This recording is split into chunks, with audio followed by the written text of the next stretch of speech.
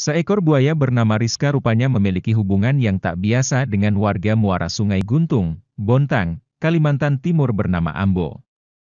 Pria yang akrab disapa Pak Ambo itu bahkan memberi sendiri nama, Rizka, dan menganggap buaya tersebut sebagai anaknya. "Saya anggap sebagai anak sendiri," kata Pak Ambo. Pak Ambo berkilas balik mengenai pertemuannya dengan Rizka. Waktu itu, sekitar 23 tahun yang lalu, Rizka mengikuti perahu Ambo. Pak Ambo ingat betul, pada waktu itu ukuran Rizka masih sekitar 1 meter. Sedangkan kini setelah puluhan tahun dirawat olehnya, Rizka berukuran kurang lebih sekitar 4 meter.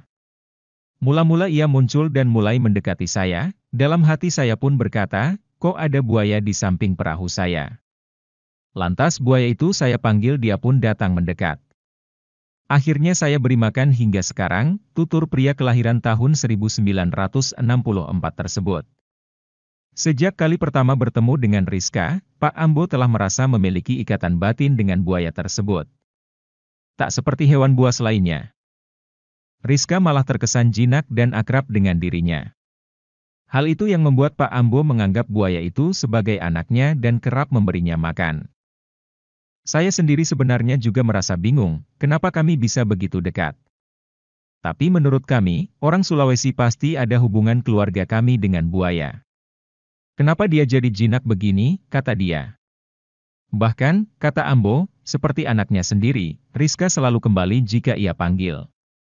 23 tahun merawat buaya tersebut, Ambo menuturkan tak pernah diserang. Itulah yang membuatnya semakin menyayangi Rizka dan rutin memberinya makanan hingga Rizka tumbuh besar. "Sayang banget karena dari kecil ku pelihara.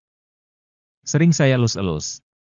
Kumandikan, ku gosok bagian belakangnya," kata dia. Tak hanya merawatnya, Ambo pun berpesan pada warga agar Rizka tak dikasari.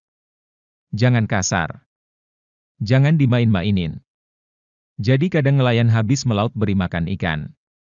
Dia, Rizka, menghampiri perahu nelayan diberi makan ikan sama nelayan, kata Ambo.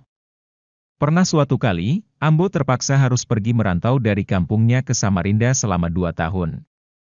Dari istrinya, Ambo mendapat laporan, jika Rizka sering mondar-mandir seperti mencari sosok Ambo di sekitar rumah. Saat itu, Ambo menitipkan buaya pada warga sekitar untuk diberi makan ketika melihat Rizka. "Kadang kalau saya tidak ada, diberi makan sama warga sekitar," kata dia. Setelah 2 tahun merantau, Ambo kembali ke kampungnya dan merawat Rizka.